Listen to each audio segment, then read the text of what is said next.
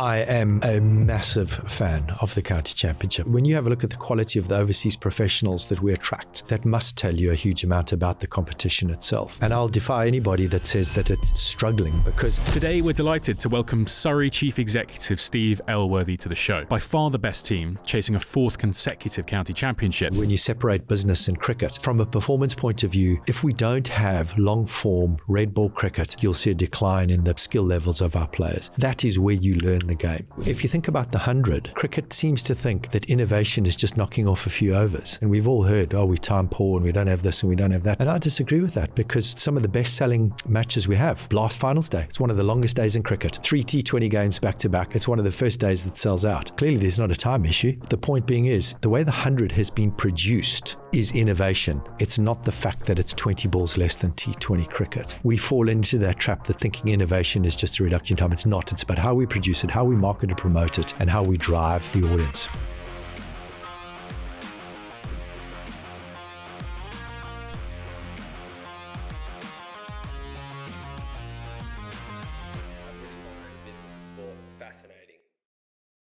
But before we dive in, if this is your first time on the channel, or if you're a regular viewer, please can you like, subscribe, and hit the bell.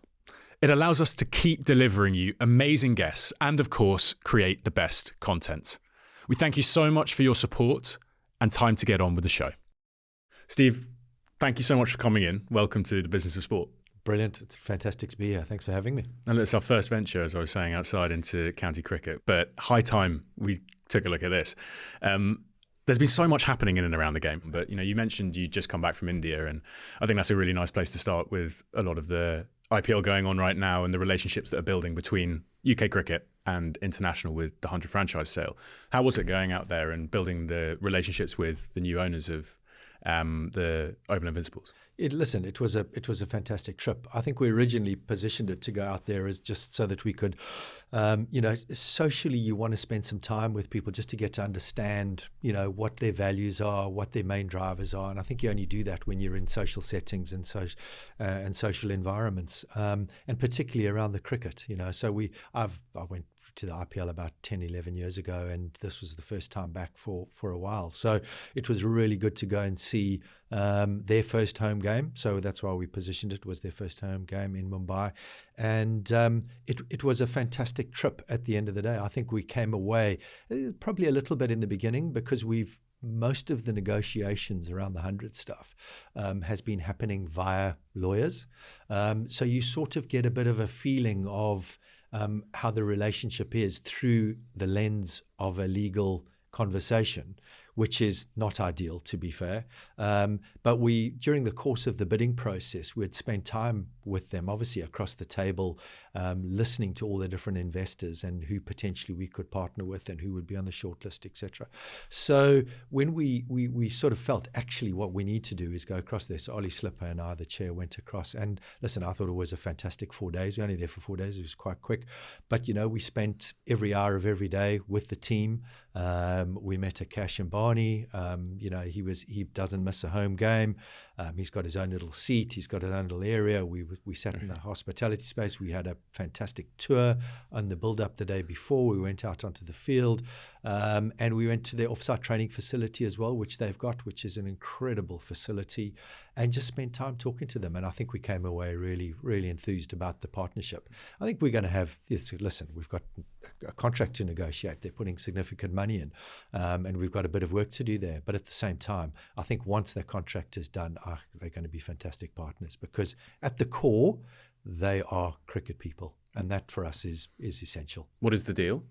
Well, the deal into cricket, ECB is 520 million, I think was the 8 franchises that had bid together, and the Mumbai Indians bid 123 million for 100%, the EV value. But obviously there's a split of 51%, we're retaining 51%, so effectively they're a 49% shareholder, so it's 49% of 123 million is the deal. But that's one of the issues that we're dealing with at the moment, is they are putting in 123 million, 49% of that's just over 60 odd million, right? Our net investment is nowhere near that, because the money that goes into the game has a arithmetic formula that is divided up amongst the 18 counties and the MC and the recreational game as well. So our net investment of that is going to be in the region of around about 15 to 18 million. It's not the 60 million, but now you're sitting negotiating with someone who's put 60 million in for a 49% share of Oval Invincibles. But we're sitting there as Surrey County Cricket Club going, well, we've got 51%, but it's a 15 million investment that we're seeing from this. So it's an interesting dynamic. Because the counties, well, sorry, not the counties, the franchises are selling for different values, aren't they? So is the money centralised then when it all comes in, and then distributed evenly, rather than it being Surrey get more because Oval Invincibles were sold for more? Exactly. So it all comes into one big pot, and I think 10% goes to the recreational game. So of the 520 million, you circa around about 50 million will go into the recreational game. And then there's a formula between the hosts, the 8 hosts that the franchises that were sold, and then the non-hosts. So all the other 10 counties are not involved in the 100. So there's a distribution formula between the ECB and those counties. Is that the right model, do you think? Well, listen, you can debate it as long as hard as you want. I think we've got ourselves into a good place. The point about this investment is about what it does for the game in the long run. And there are a couple of counties, and I think we'll probably get into this debate a little bit. But there are a couple of counties that are struggling financially, and this money that's coming into the game is going to shore up those counties and hopefully shore up their balance sheets so that effectively we run sustainable businesses going forward. I think that is one of the key elements from the ECB, is about where this money is spent and how it's spent. We have a relationship with the ECB that's governed by a county partnership agreement normally, and that's the distribution of ECB revenues to each of the counties. This is obviously separate. It's investment into the 100 teams, and then it's a separate negotiation and then a separate distribution model. Whether it's the right bit, it probably is, because I think we're still going to be the host venue for all of these matches. So there's going to be an annuity income from it because we're hosting these matches year on year on year, whereas the non-hosts get a bigger check because they're not hosting. But at the same time, I think that's probably the balance of what the non-hosts are getting and what the hosts are getting, and then what our annuity income is probably about right. This has always been a collective understanding, I think, hasn't it? When the 100 was created, that this is for the development of broad game rather than necessarily the independent counties. Does that make it easier for you to all collectively work together to make sure the rising tide is lifting all the boats? Yes, I think it does. But I think there's always London has a value. London market has a value. But we also know as a corporate citizen, we've got to drive that value for the wider game. And I think that's absolutely essential. You can't just see yourself in isolation, because we've got to have somebody to play against, as a county. And that's the point. And this goes back to a real value from what cricket is, and from my perspective, and it's a personal thing. If we're not involved in the sport to get more people to play the sport, we shouldn't be involved. Otherwise, you're a custodian of a declining sport, which is just the wrong place to be.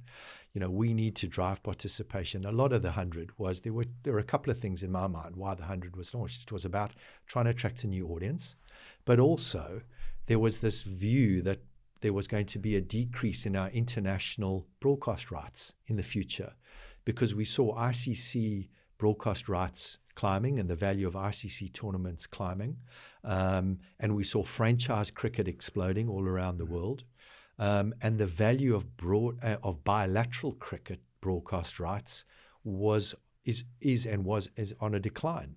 So it was about making sure that we had a incredibly strong franchise competition that would help bolster our broadcast revenues, that potentially could bridge the gap between whatever we lost from a bilateral point of view, to keep us at a level that was on an incline as opposed to a decline. Correct me if I'm wrong. The 100 media rights are sold alongside the ECB test match, they're right? bundled. They're correct. bundled. Yeah.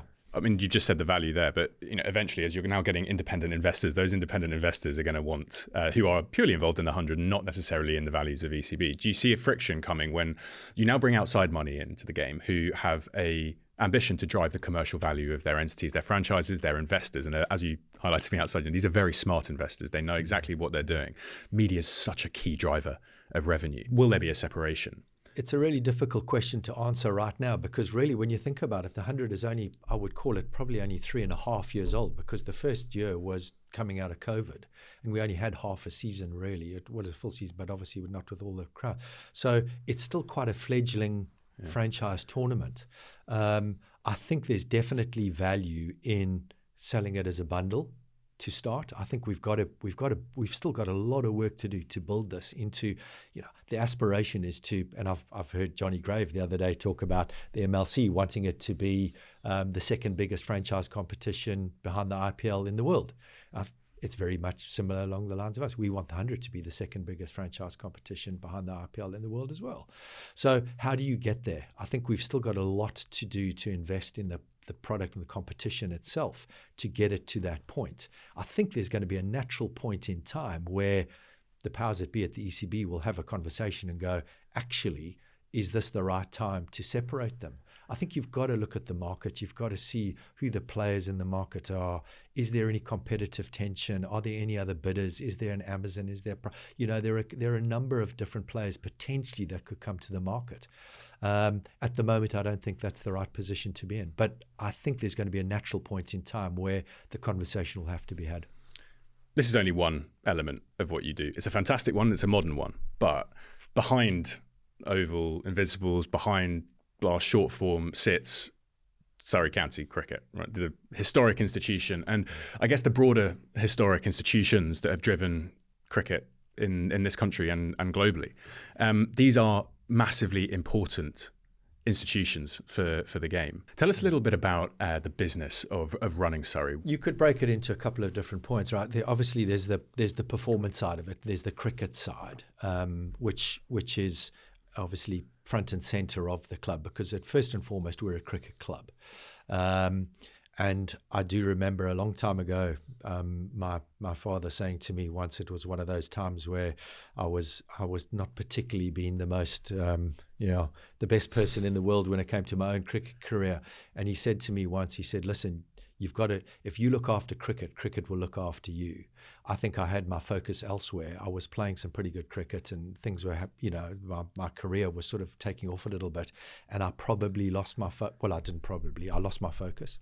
And I think that's always grounded me. That's always been a grounding for me, that we got to look after the game and the game will look after us. First and foremost, we're a cricket club. So that's the first point. But then there's such a big business that wraps around it, and every county's slightly different.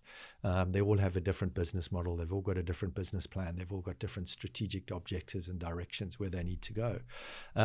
But the actual business of Surrey County Cricket Club is broken into, I've only been chief exec there now for 3 years, started in Jan of 22. And I've loved every minute of it. But it's, coming out of COVID was difficult. We had to find a new way of diversifying income. We saw the power of a hotel. I was involved in the biosecure bubbles at the ECB, developing those biosecure bubbles to get cricket back on. And we saw the value of the Hilton Hotel down at the GS Bowl, or Utilita Bowl now. And then obviously Emirates Old Trafford had their own hotel there. So to be able to have hotels on site, to be able to play in those bubbles was quite key. So, Surrey at the time were thinking about how they could diversify some of the income. Now we have a hotel, we bought the ground, we built a hotel. So it's quite interesting. You've suddenly not just the chief exec of a cricket club. We own a hotel across the road. We're diversifying our income to all different areas of the business. Our conference and events business is probably our second biggest income stream, behind ticket sales and tickets from whether it be international and domestic. So there are a number of key commercial drivers that drive the club. But listen, I think in the round, I think we're an incredibly profitable, and the phrase I use profitable. Here, profitable. Yeah, we are profitable. That's not a word we hear much here. Anyone that listens normally, remember, sustainability in this studio generally means, we only lose about 1.5 million. No, we're a profitable club, and we've got to, and I think the phrase I use is grounded professionalism. We're ruthlessly professional at what we do. but we do it. We try make sure, and I try and make sure that the team do it with their feet on the ground, because we are a club that generates good revenues. But we are a members club, and every single pound that we generate, we invest back into the club. This year, as an example, just in the winter, we've spent close on £5.5 to £6 million on new change rooms, new change room facilities, new LED floodlights, and a new double-sized replay screen that's going in, and that's going in this winter. We're still doing the final finishing touches now, but that's a £5.5 to £6 million investment into the game, which potentially is not giving us. There's no commercial return from that, but the facilities and the ground itself is a very thirsty animal. It is, to keep that place running year in, year out is a costly exercise. So it's all relative. We need to generate the revenue to keep the club going in the right direction and to be able to service the club and the ground itself. What's the annual turnover? It fluctuates. Now, this is probably half of the problem with it. We try and work through a long-term financial plan. We've just signed our long-term staging agreement with the ECB from 25 to 31, which guarantees all of our international cricket between now and 2031, both men and women's internationally. And then you've got peaks and troughs. So we've got India years, you've got Ashes years, which are massively high income years. And then you've got other years which are smaller. We had a Sri Lanka test which started on a Friday this last year. So, you go from revenue, and it's public record because obviously all of our accounts are published, but, you go from years where you're having between 60 and 65 million income to 40 to 45 million, depending on who is touring and which day of the week you start the test match, when in the calendar it actually is. And then, so we have to cyclically think about these different income streams. So, it's you don't want to overreact and go, right, okay, we've got income. We've still got exactly the same amount of cricket to deliver, and the ground has still got exactly the same amount of cricket to put on and the people coming to the ground. But our income has dropped by 15 to 18 million pounds because of the start day, because of the team that's touring, and because of certain other factors. You can't charge the same sort of ticket prices and hospitality prices you would with a massive series like the Ashes, as an example. If you're hosting an Ashes test, what's the contribution of that? What's the impact of those 5 days on that bottom line?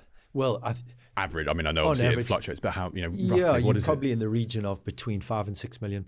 Really? Yeah. So, and that depends on do we start on and it's difficult when you have a 5-test match series. I think there's this like baked in your mind that a test match starts on a Thursday. Yeah.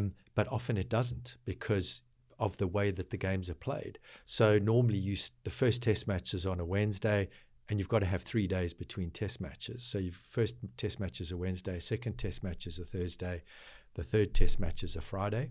You then have a break of a week because you've played 3 back-to-back, and then potentially you can start again on a Wednesday and a Thursday. And our USP at the Oval has always been, Key Oval has always been that we host the last test match of the summer. So you're sort of beholden to the flow of those games, the first 4 test matches, and hopefully you get a Thursday start. A Friday start is not great at all because obviously from a corporate point of view, hospitality perspective, day 4 is a Monday. And it's not great in the London market.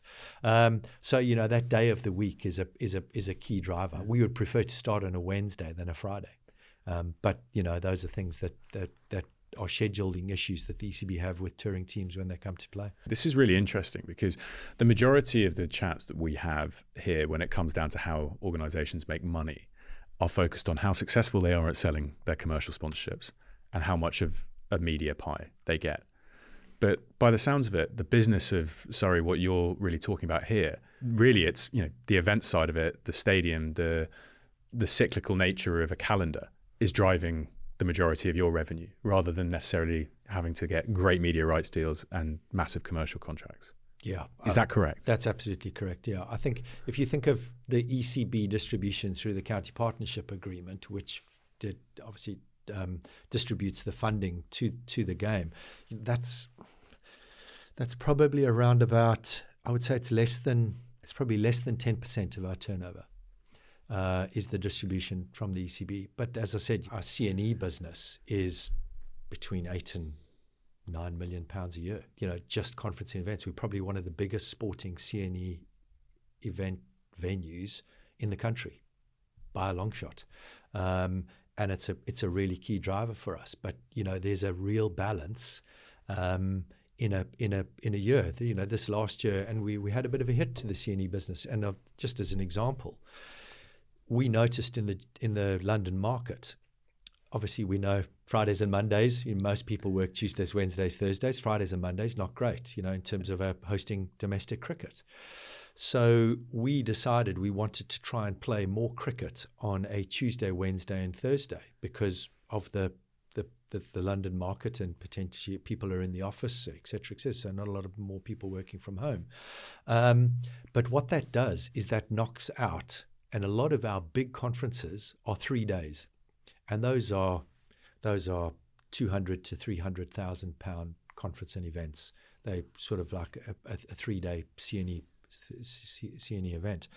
Now, because we wanted to play on Tuesdays, Wednesdays, and Thursdays during the course of the peak months of June and July, where the blast is on before the 100 is in August, it knocked out 6 to 7 weeks of the C&E business where they could sell big conference and events for 2 or 3 days. And then you into the 1-day market or the afternoon market, which is sort of the 10 grand to 15 to 20 grand market. So suddenly the implication of cricket and audience and trying to make sure we have full grounds is impacting our C&E business. So, this is the cyclical nature of the stuff we discuss all the time. And how do you balance it all together? I mean, what we talk about quite a lot is, we need, particularly in, sports like football, there needs to be diversified revenue streams. We need to have more money coming into the game. And this is a fantastic way to do it. But I don't know how much of it is based on, should we say, the facility and your ability to do it because the Oval and its infrastructure, rather than a strategic, no, this is going to be a focus. Could football clubs around, could rugby teams around be more active in a C&E business like you are to drive more money? But I think you probably could be, and I think it's an interesting. You made the phrase you used earlier is that you're thinking about the C&E business impacting cricket. We think about the cricket first because what we want is full grounds from a cricket point of view. Again, as I say, it's like so. The impact on the C&E business is actually that's going to be the impact because we need to look after the cricket first, because there'll be nothing worse for us as a club to have half-empty grounds and what have you. That just doesn't work for anybody in any sphere at all.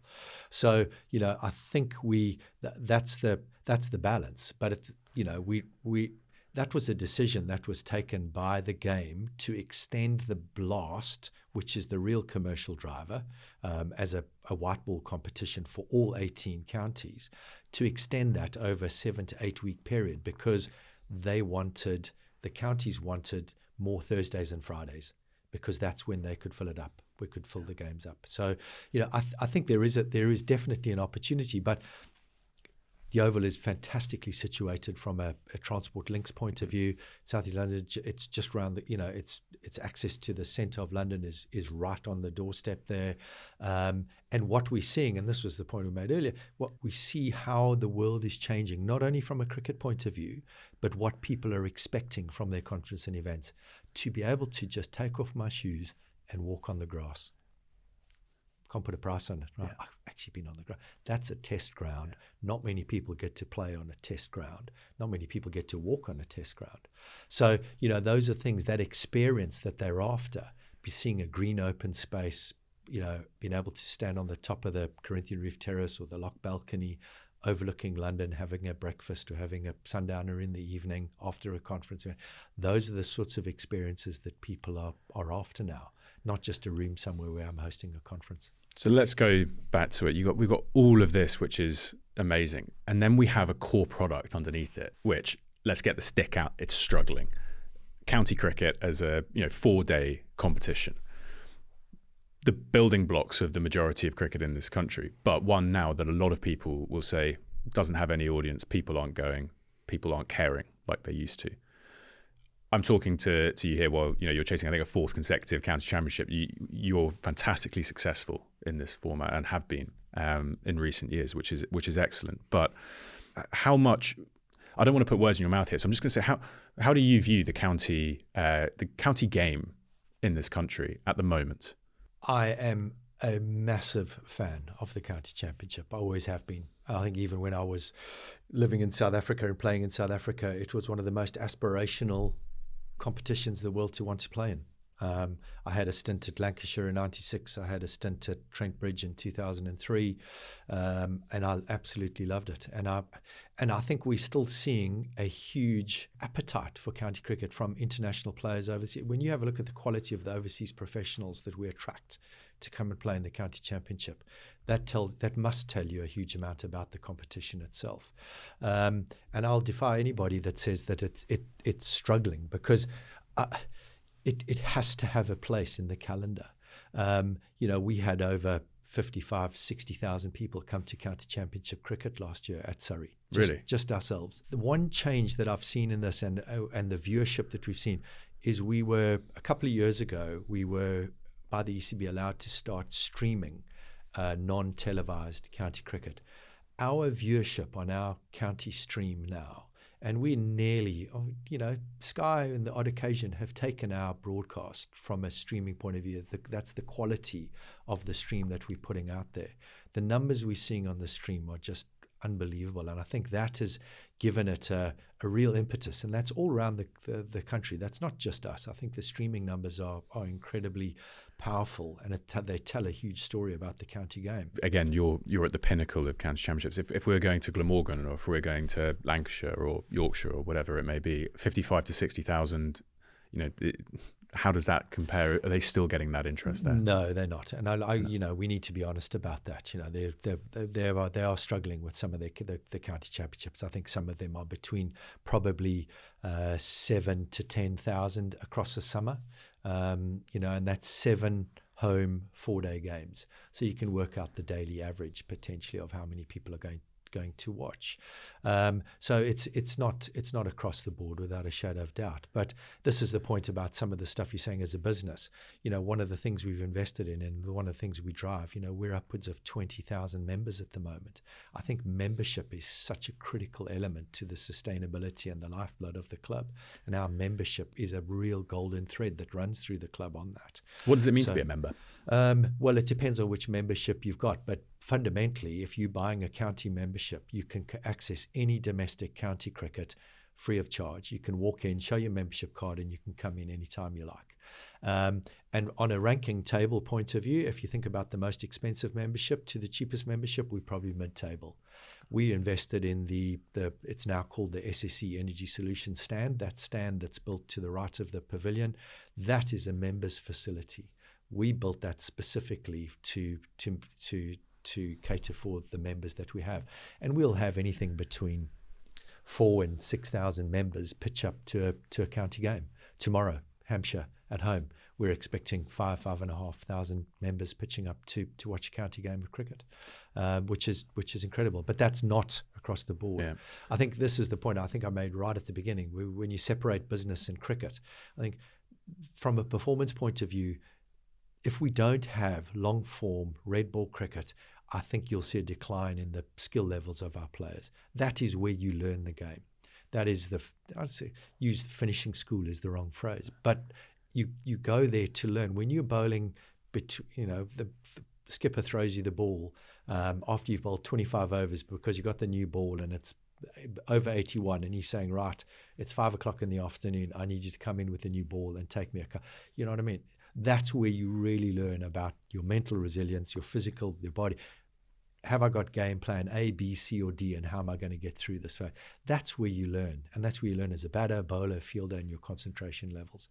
So I think we've got to do everything we can to protect its time on task, it's quality cricket, and you want the best players playing against themselves as often as possible. Can we leverage the success of short form, the attention that's grabbing, the new audience that it's bringing, to bring those people that hadn't previously maybe engaged to something like county cricket, so we can get them in the games that aren't the short form, but still showing fantastic sport product?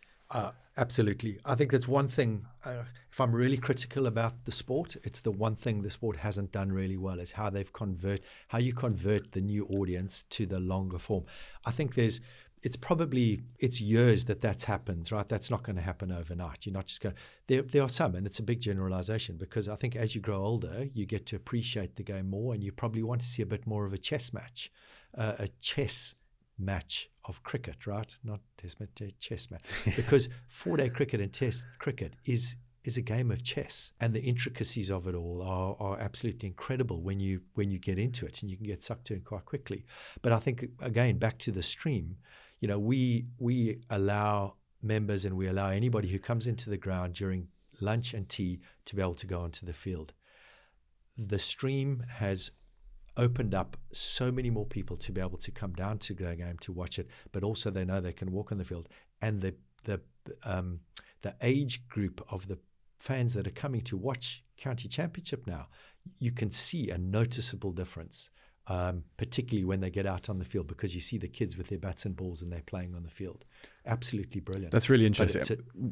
Before we do some of these shows, I ask around people in and around and just say, is there anything you'd like to know? And one of the things that came back, tongue in cheek, but it's actually a good point on that, is how do you change a game where you look around the stadium and you have 70 people over 60 in there, and that's the attendance? And I thought, okay. But then actually here it's saying you're doing work on that. That's not actually the case now. Yeah, that's a maybe an older way of looking at it. I think it is, and I think we've probably got to put our hands up as a game and say we haven't really marketed and promoted it properly.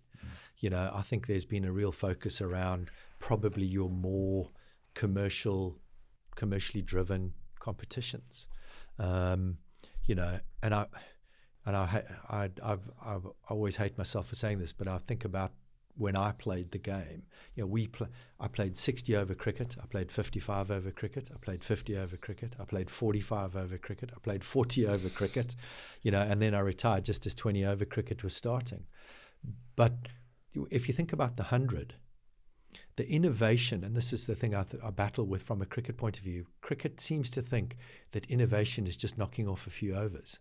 And that's innovation because we're reducing it. And we've all heard, we're time poor and we don't have this and we don't have that and we need to cater for the new market and all that sort of stuff. And I disagree with that, because some of the best-selling matches we have, Blast Finals Day, it's one of the longest days in cricket. 3 T20 games back-to-back. It's the first game. It's one of the first days that sells out. Double headers in the 100. Clearly there's not a time issue, because people are prepared to come to double headers for the whole length of both double headers. So I think the point being is the way the 100 has been produced is innovation. It's not the fact that it's 20 balls less than T20 cricket. And it's not the fact that it's 60 overs to 50 overs to 40 overs. That is not innovation. That's just reducing it. The format itself stays the same. It's 22 yards, it's 3 wickets, there's a ball, you bowl, and away you go. That's cricket. But I think we fall into that trap that thinking innovation is just a reduction in time. It's not. It's about how we produce it, how we market and promote it, and how we drive the audience, because they've all got different things. Cricket, the beauty of cricket is you've got a product for everybody. It's like music, classical music. You people love the nuances of classical music and go to watch opera. You've also got hip hop, you've got R&B, you've got people, they've different genres and they've got different support in different places. And that's the beauty of the game. It's got something for everybody. But I think we need to hold our hands up and say we haven't really done a good job in promoting championship cricket. But whose responsibility is that? Is that the counties? Is it a centralised body? How can we improve that? I think it's all of us. And I think we're doing it now when we've seemed to have gathered a bit of momentum behind it. We've got a festival of red ball cricket. We started it last year. And I know that the counties and a number of the membership groups have been circling behind this. And there's a championship of there's a champion of red ball cricket going on, and I think it's about people understanding the value of the game, not only to each of the clubs and the members, but also to the actual professional sport itself and the players themselves. And they love it. You still the players, and you see the PCA, the competition they want to win the most is the championship. Simple. It's as simple as that. They love the Blast. They love the Metrobank 50. All of those, and it's fantastic. But the one that counts the most to them is the championship. You mentioned how much cricket there is there, and there is loads, right? It's endless, and it's great in many ways, but it does create its issues. We talk in rugby a lot. The calendar alignment is a challenge when some of the big rugby clubs lose their internationals to international rugby. We're now in such like a star-driven culture, right? People follow athletes as much as they do teams.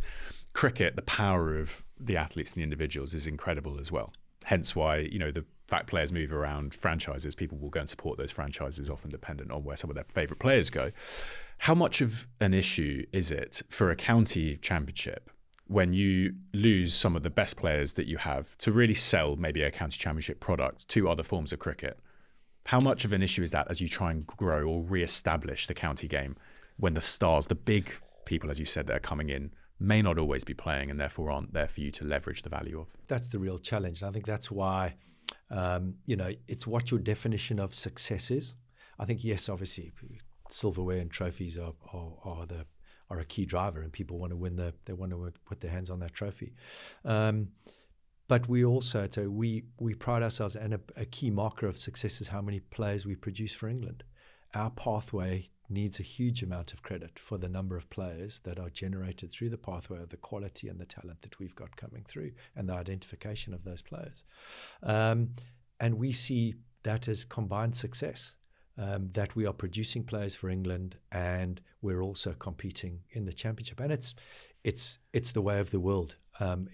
Players are international players, they're going to be with you for a couple of games and they're not. But that's why winning it over the course of a summer for a period of time where you've got 14 championship matches over the course from the beginning of April to the end of September, the best team at the end wins. And everybody's going to go through that, whether it's test match players you lose, or it's white ball players you use, or it's potentially white ball players wanting to go play at MLC. There's all sorts of things, and even some of the players that are playing in the IPL, because it cuts across some of our domestic summer. But at the end of the day, it's a true test of your pathway. It's a true test of your squad. It's a true test of your management of your players, be that the pitches that you play on, the different types of the year, and at the end of the summer you end up with a champion. But again, it's your perception of success.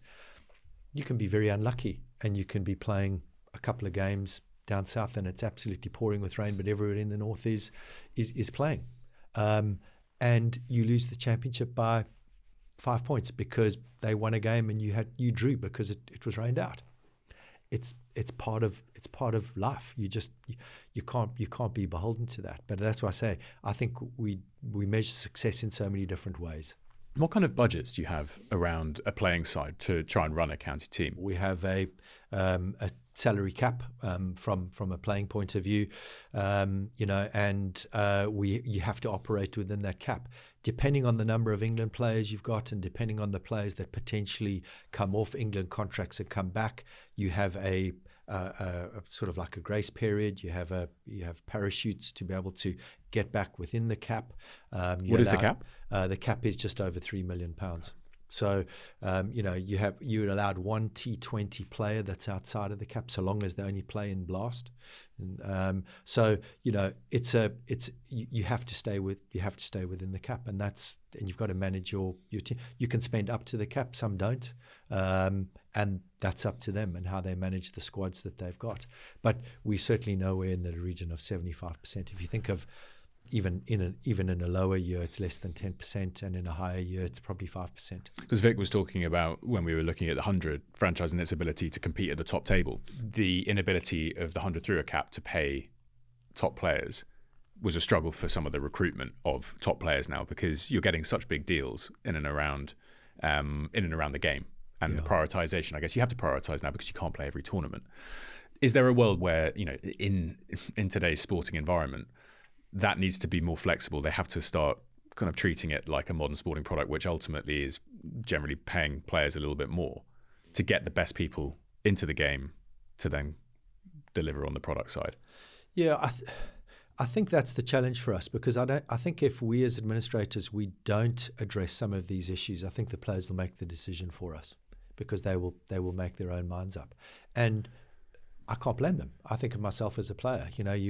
I know that you're going to, and everybody knows as a player, you're going to have to retire between touch wood that you don't pick up any injuries, and there's early retirement, or you're forced to retire, but you're going to retire between probably 35 and 38, somewhere around there, or probably even slightly earlier, depending on whether you're a bowler or a batter. You're probably between 32 and 38. You're going to retire, so there's an end point.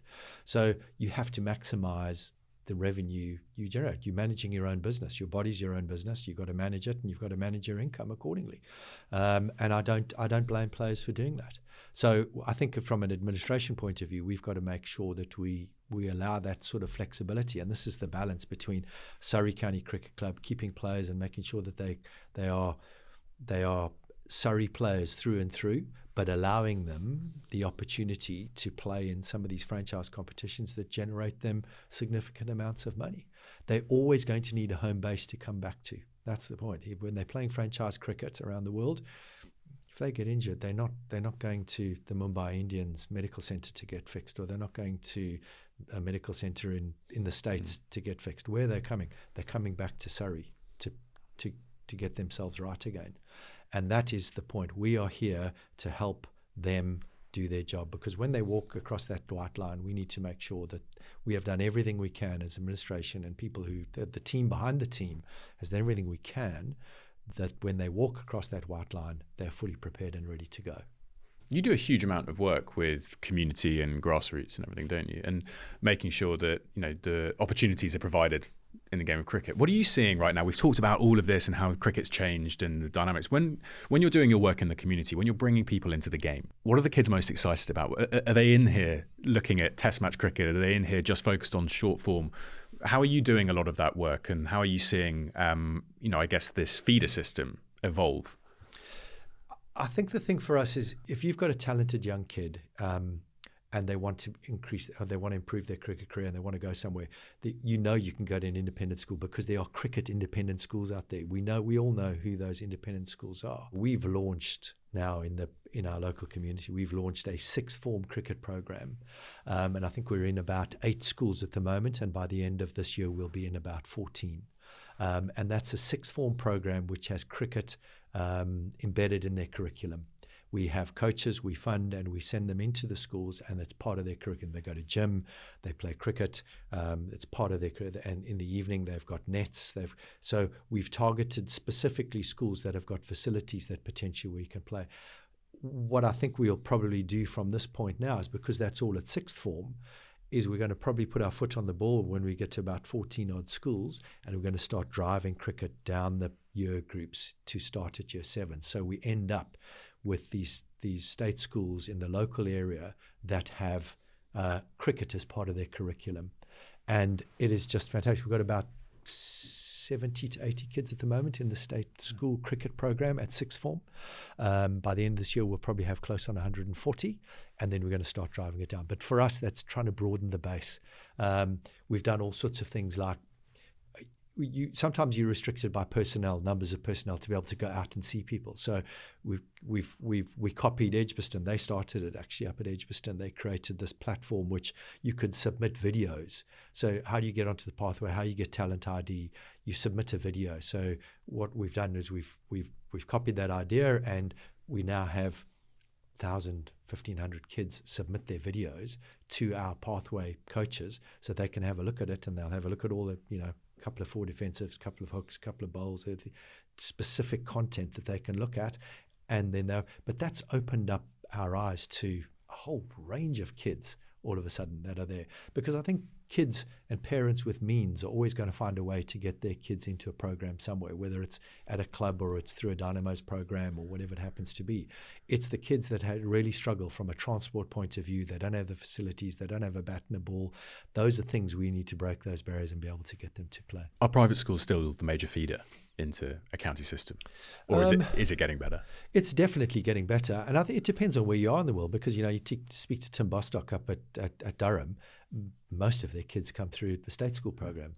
But then you go down to Somerset, and they've got 4 fantastic independent schools that feed them down there. So I think it depends on where you are in the world. And it's also quite difficult. I know we have these conversations. I'm not trying to put in excuses for this, but there are a lot of talented state school kids who picked up and are then given a scholarship to go to an independent school. Yep. Suddenly, you've come through a private school. No, you actually came through either a club system or a state school program, or you are talent ID'd, and then you get given a scholarship and you end up at an independent school, which is fine. I get that. But I think that sometimes skews some of the numbers because they're quite aggressive. Some of the independent schools, I think, are giving as much as 110% bursaries, type of stuff. So, we're dealing with that. But I think if we think about it from a core, a base level perspective, if we get that right, then I think we'll be flying. How much do you think having individuals like a Ben Stokes, relatable people, influences the appetite of people to get involved and participate at a young level? I remember 2005 Ashes, right? When you had Kevin Peterson and Freddie Flintoff in there as a young person in and around that, you wanted suddenly, I wanted the torch bat. Yeah. You would. Some people would be changing their hair color for the KP mohawk. Yeah, but exactly. You know what I mean? It's the people to aspire to that then got everyone in a cricket net or whatever it is. How important's that been, particularly most recently with the profile of English Test match cricket being so high, unique, and attractive to many people? It's absolutely essential. I think the more relatable they are at an international. I mean, we talk about role models, and it's like it's glib, and it does like rolls off the tongue. You know what I mean? But it is absolutely essential. I think role models are huge, and I think the real I suppose light bulb moment for me actually was when we were awarded the first professional Surrey women's professional team. And to actually engage, there from a role model point of view, they've got because of where they had come from in terms of amateur into sort of what I would call the professional world through the Southeast Stars and then into the Surrey professional team, there was still a certain level of grounding with them and being able to relate and relatable.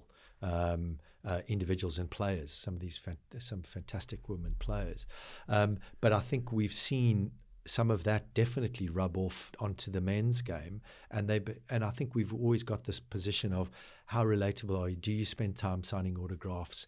Do you just like walk past people? Those sorts of things. I remember somebody saying to me, when I was in the change room at one point in time, you go through a cycle. When you first get it, you can't wait to sign autographs, and then you get to the middle of your career and it becomes a bit tedious. And then the end of your career, when you're walking out the change room and nobody wants your autograph, you go, "Don't you want me to sign?" type of thing. And I think you've got to really be aware of that. That your life is your time span is short. And you need to absolutely engage. And I think these role models and the likes, as you say, of Ben Stokes and those sorts of individuals, they are absolutely relatable. And we've got to make sure that they stay at the forefront. You had quite a few years in the ECB, didn't you? Beforehand, like 12, 13, honing your trade, obviously with the rival country. That was quite a formative time for English cricket as well, where we had real lows and then we came back. And you were managing director of 2019 World Cup, and that's correct. Excellent, very happy moment, obviously. Yeah, but again, that was the peak. The culture of English cricket seemed to really develop throughout that time. Was that something you were involved in? Yes and no in a way, because I was contracted by the ECB to deliver their global tournaments. Now, there were periods of time between the global tournaments, 2009, the first World T20, then Champs Trophy in 13, Women's World Cup in 2017, and Champions Trophy in 17, and then Cricket World Cup in 19. There were periods between that where I was involved at the ECB in a marketing comms commercial perspective. So you sort of had a bit of an arm's length relationship because you were running these global tournaments and you were sort of sitting a little bit outside, but you're contracted by the ECB to deliver these tournaments for them. And I think one of the things I learned very quickly, and this was on the back of probably 2012, and I got involved in a couple of non-executive director roles at the back end of one of them being GB basketball. And it felt quite weird because the Olympics seemed to be pinned for the legacy of the Olympics. It was just the most incredible time in this country in 2012 when we all remember it, and Super Saturday, how that sort of all evolved. But then the competition itself felt like it was getting bashed because of the legacy in some of the sports was never carried through. And I'm sitting there thinking, as somebody's running an event, how am I going to find a way of the ECB need to pick this ball up at the end of this. This is not, the competition can't be held responsible for it. We've got to put the mechanisms in place for that to be able to happen. So you create this legacy program on the back of it. So there's a massive integration between ourselves and the ECB, and the responsibility after these tournaments, once you've created this massive bubble in Hosbar, you've got this fantastic tournament. How do you take the baton from that and you keep on going and you keep on driving the interest and what have you on the back of it? I think that's where it came. But thinking about, the transformation of the white ball game, I was part and parcel of some of those conversations, but this was Andrew Strauss was director of cricket at the time, and there was a real focus on actually what we need to do here is have a white ball 50 over focus that we can win our home Cricket World Cup in 2019. So that was a focus, a goal, that was a specific North Star. Focus specifically. Yeah, exactly. And even to the point where we had North-South, and they flew them out to into the UAE, into Dubai, and played matches out there and what is. So there was a real focus around the 50 over game that it was a home World Cup and we needed to win that. And that was also on the back of the England women winning the 2017 World Cup against India at Lords, which was sell-out crowd and absolutely brilliant. So it felt like there was this momentum and this shift to really focus on that. And it was an unbelievable year when you think of that. And then you had the Ashes at the same time. It was probably one of the biggest years in English cricket, and then ultimately we had COVID hit in March of 2020 and it all went sideways. But I think there was a definite shift and focus in 50 over white ball cricket to get to that point by 2019. How was that job? I mean, what is the job? Managing director of the tournament. What are you actually tasked with? That must have been full of, chaos and excellence at the same time. Yeah, listen, most of these tournaments, I think of how many was 5 or 6 or 7 I've run now. And, every single one of them has got a different issue and something different to deal with. And it was an unbelievable build up to that. I think I remember I flew a group of us out. There was only 3 of us that went out in 2014, February of 2014. We flew to Australia, and this was us. This is how far out I was planning 2019.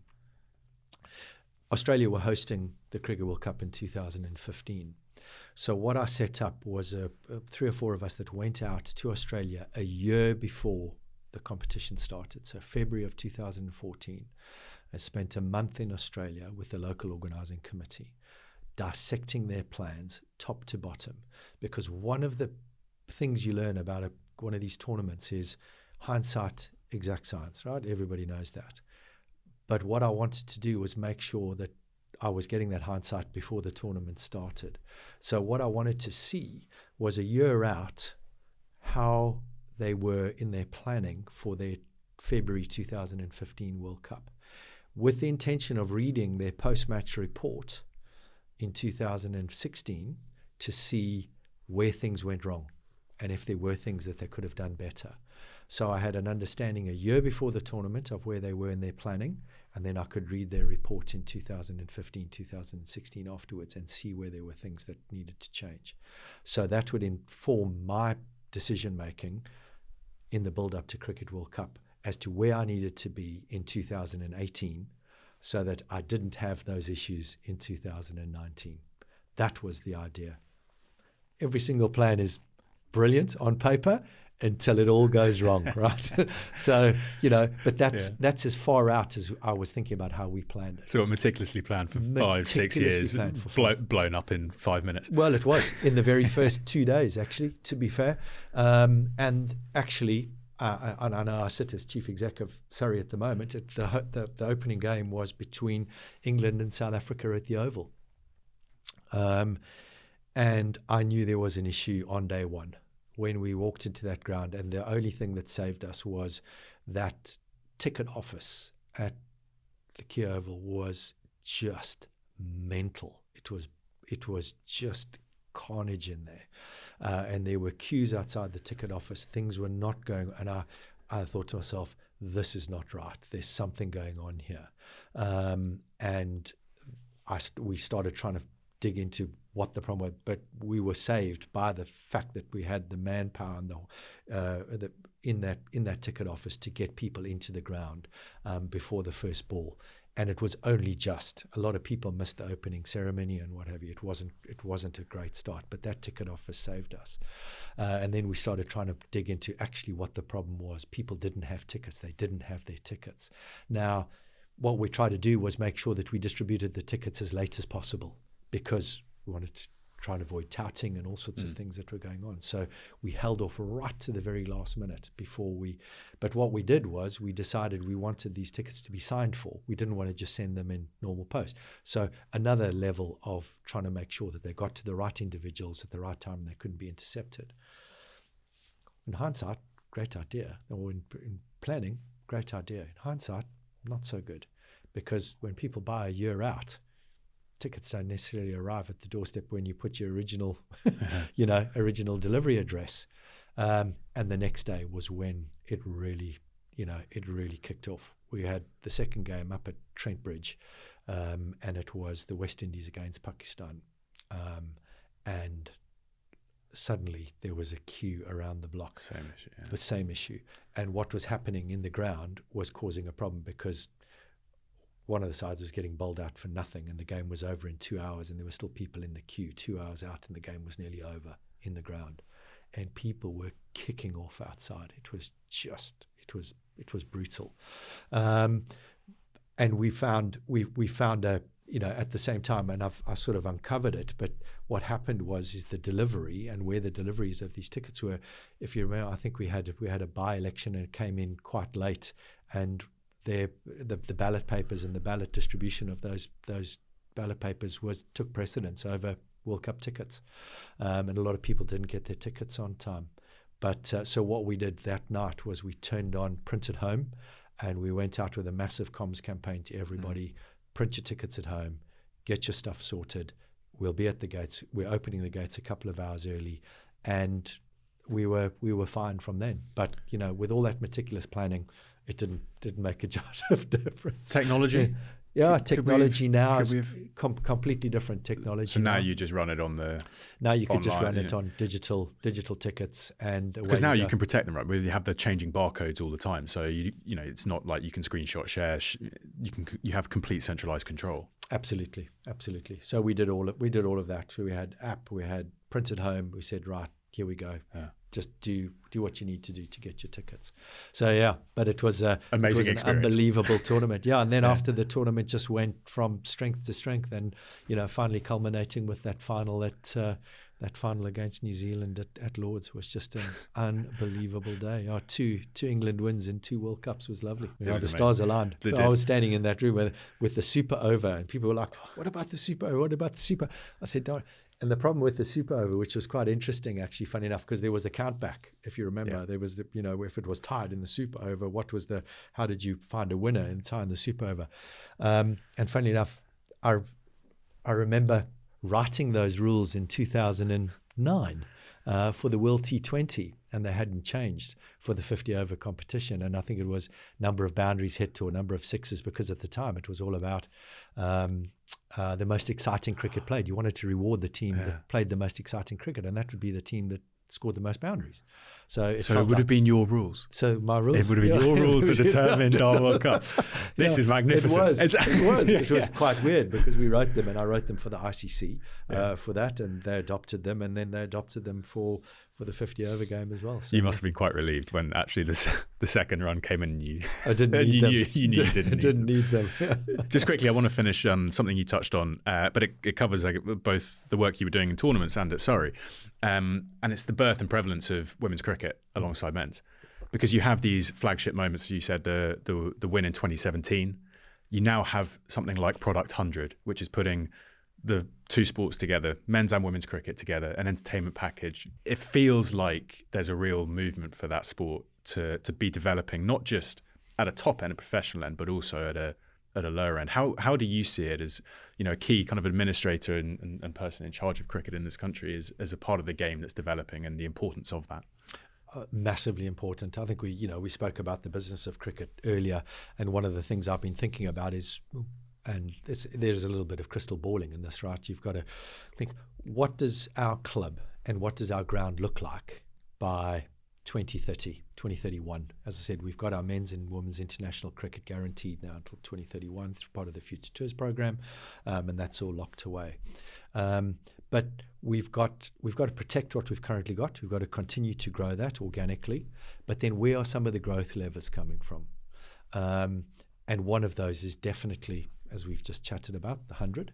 And an integral USP of the 100 is the double header in the women's game. If you think about what that has done for the women's game, it's just phenomenal. It's absolutely brilliant. And it's accelerated some of those conversations without a shadow of doubt. But at the same time, I think the professionalization of the women's game is a massive opportunity for the game.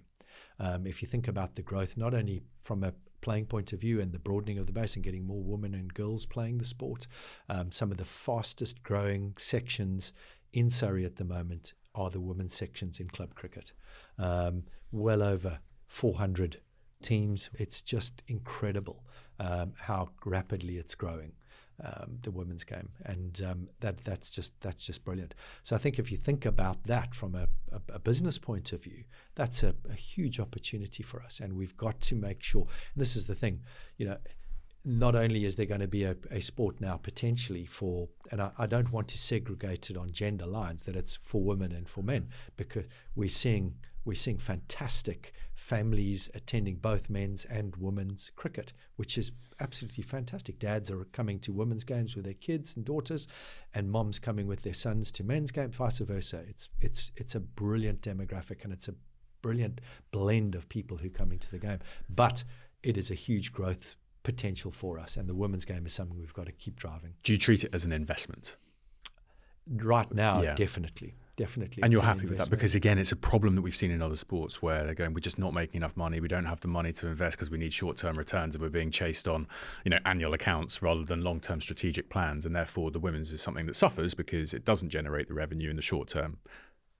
You can actually build it into a business plan where you recognize an investment now and 5 to 10 years time returns significantly enough that you think, fantastic, this fits our model. Yeah. And I think we've said that we want to sell out a women's domestic standalone game by 2030. That's our ambition. So, we're not going to hold back on it. We see it as an investment, and we see it an investment in the future. And this is about, you talk about diversifying audience and having a product for everybody and being able to come down to the ground. And, as a business, where are we going to continue our growth from? Whether it's the diversification or of income from a hotel, or it's actually an investment into something which is, again, it's all about the cricket at the end of the day. We are a cricket club, members-owned cricket club. And that would be 20-odd thousand. Yes, absolutely. Yeah. Well, it's 20-odd thousand now. It could be 22, 21, 22 fairly soon. If you look at it, Wembley's had 80-odd thousand in for women's football games, recently. Yes. So it's possible. Yeah, absolutely possible. Absolutely possible. Brilliant. Look, Steve, thank you so much. Could talk for ages, but I think it's been really amazing to sit down and talk about everything to do with not just Surrey, but obviously broader cricket. So thank you so much for joining. It's been fantastic. It's great chatting to you. Thank you. Thanks for the time.